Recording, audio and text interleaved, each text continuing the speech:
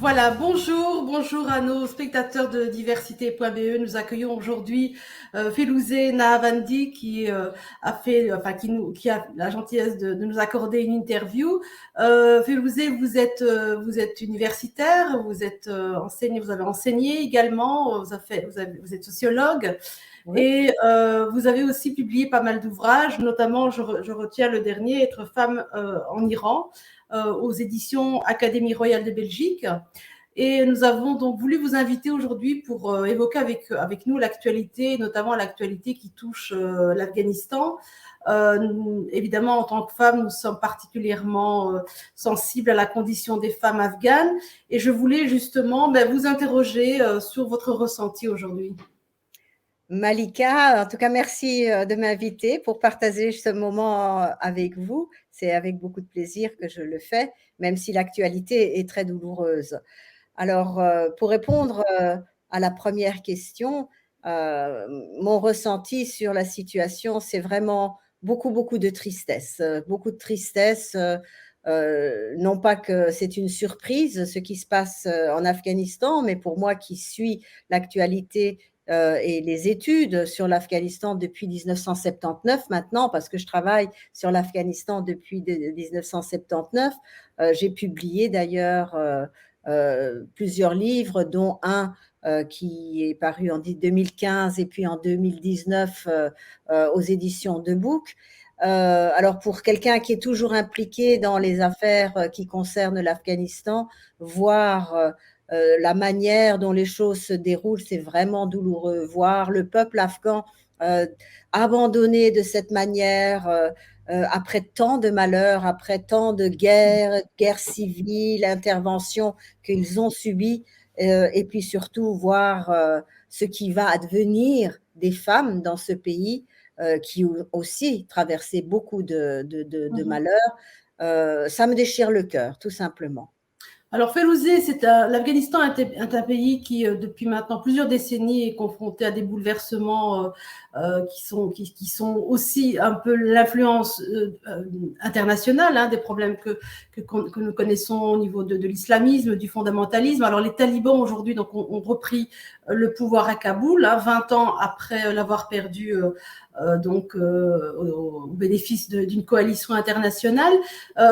Est-ce que pour vous, aujourd'hui, les femmes en Afghanistan, d'abord, peut-être essayons de voir, est-ce que globalement on peut parler des femmes afghanes ou est-ce que les régions, les villes, les campagnes sont différentes et le sort des femmes est-il différent? D'accord.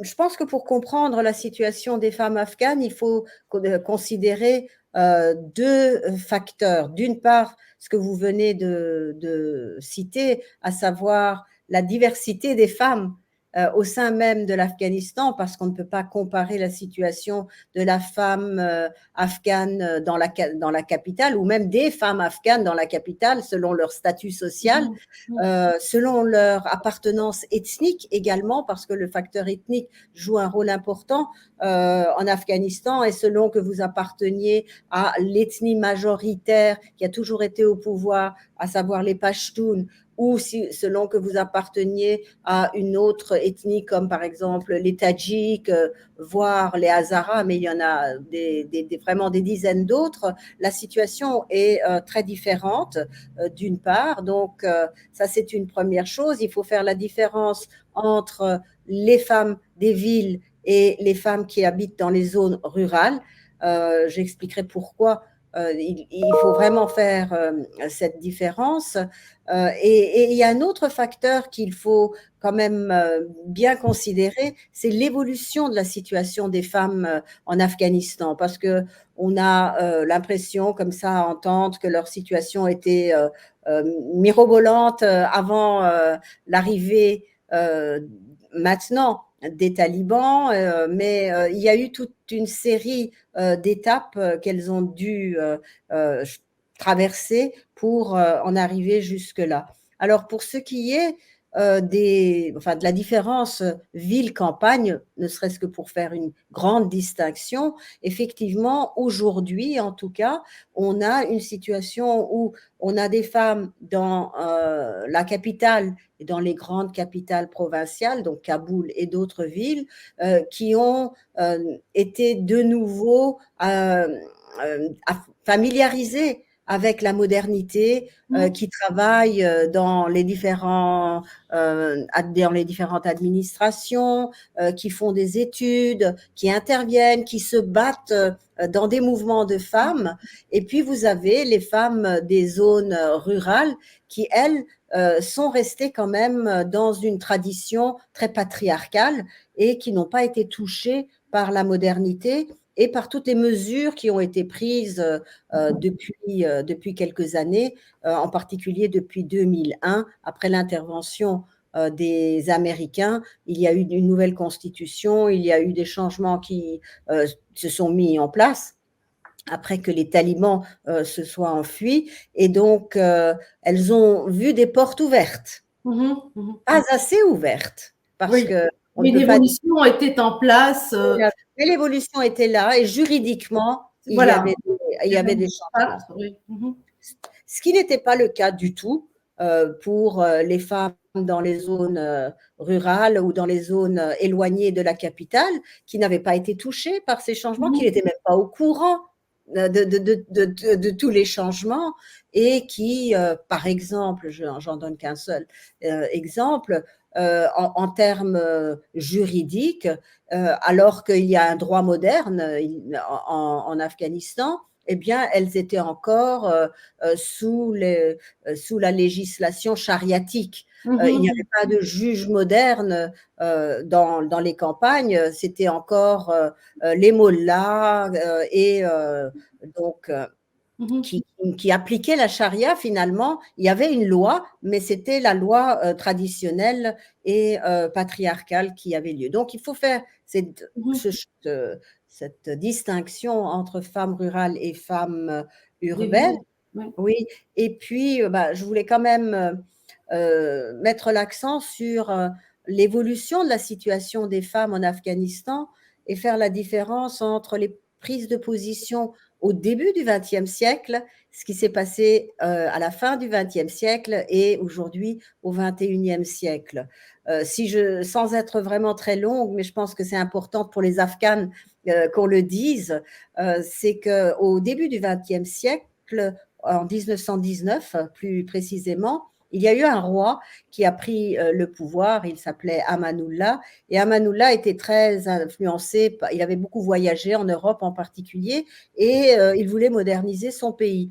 Et donc, il a prôné, pas très rigidement, mais il l'a quand même prôné, par exemple, le dévoilement.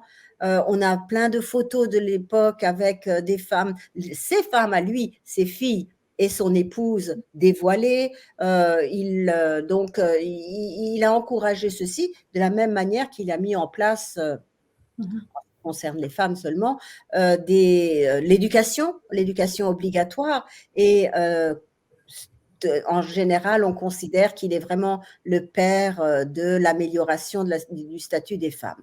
Alors, ce pauvre Amanullah, qui avait aussi introduit d'autres mesures, n'a pas tenu longtemps. 10 ans de règne et on l'a chassé. Les traditionalistes et un mouvement islamiste qu'on considère aujourd'hui comme le premier d'ailleurs mouvement islamiste moderne, l'a chassé carrément du pouvoir.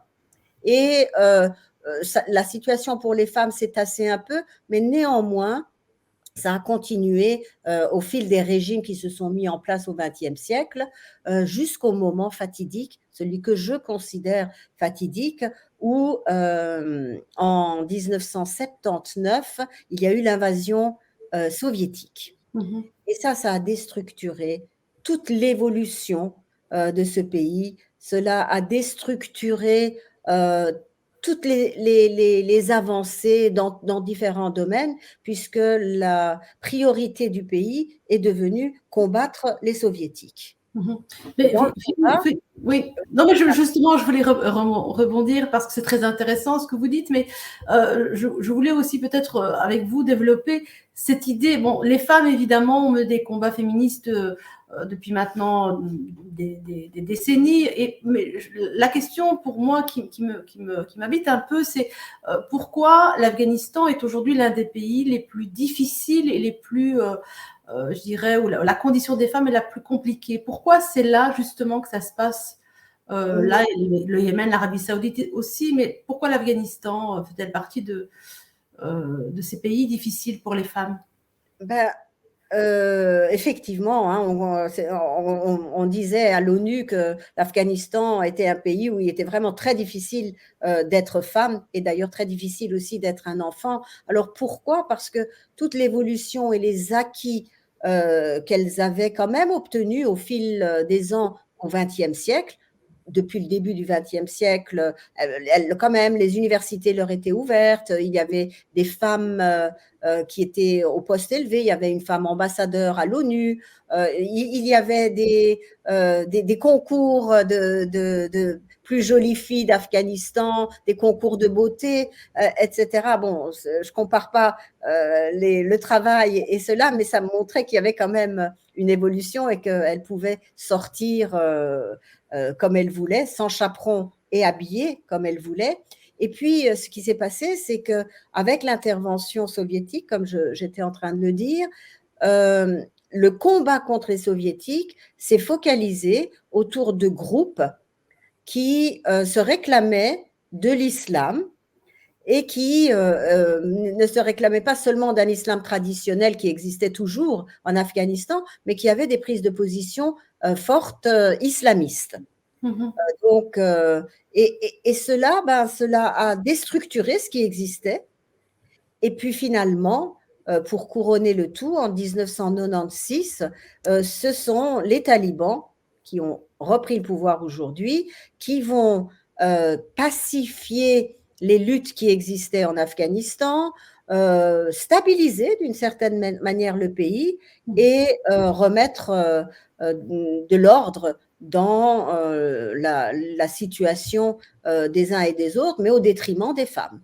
Et là, on est face à des islamistes purs qui sont absolument pas, en 1996, un peu mieux maintenant, absolument pas ouverts du tout à la modernité, qui n'ont pas d'éducation.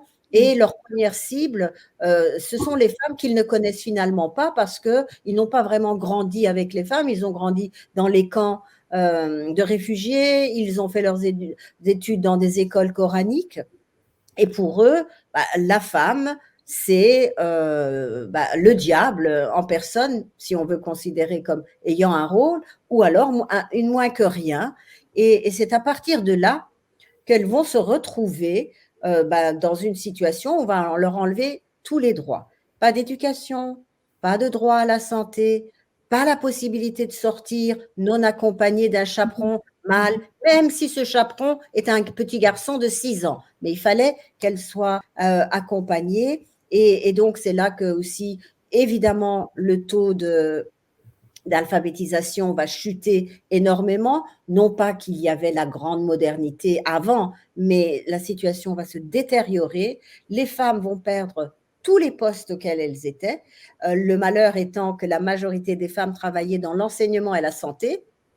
Et cela va aussi avoir évidemment des conséquences sur les autres, puisqu'on manquait d'institutrices et on va manquer aussi d'infirmières, de docteurs, etc.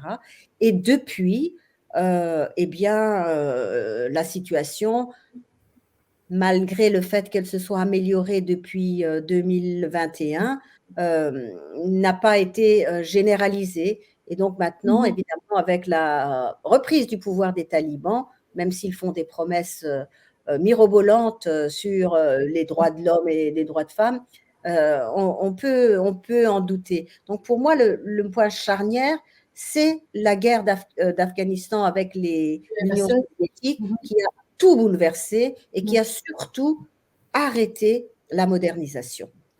Alors, j'ai une dernière question pour nous, pour vous surtout. C'est vrai que aujourd'hui, donc, l'évacuation des Occidentaux se fait. Hein, je pense que dans les 48 heures, probablement d'ici la fin de la semaine, il n'y aura plus d'Occidentaux, en tout cas en Afghanistan.